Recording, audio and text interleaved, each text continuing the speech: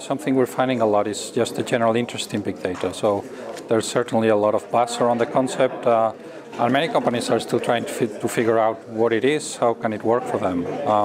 So we certainly can do that. We can help them identify some use cases that will add value for them and will also allow them to start becoming familiar with the technology without betting the whole company on it. So what we found is that a lot of the promises of big data, while being true, have a lot of small print attached to them.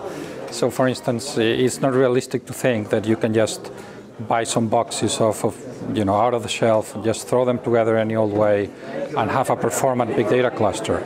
No, you really need deep technical expertise in that area to do all the configuration, the fine-tuning. So at GFT we have that expertise. We've also worked with the leading Hadoop distribution providers to make sure that together we can do the right setup for our clients. Some of the pitfalls that we find is, well, first of all, making sure that the business case is justified, making sure that the initial investment is appropriate. You have to find a balance between something that will add real value, but at the same time won't require too big an upfront investment and won't put the project at too much of a risk.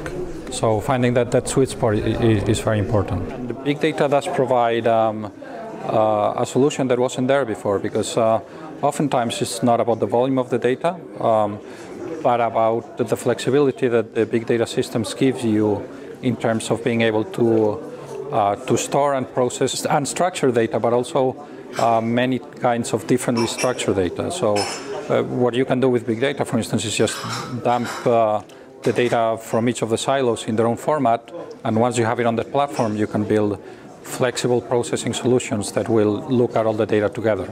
So that's one way in which big data can really help overcome the silo problem.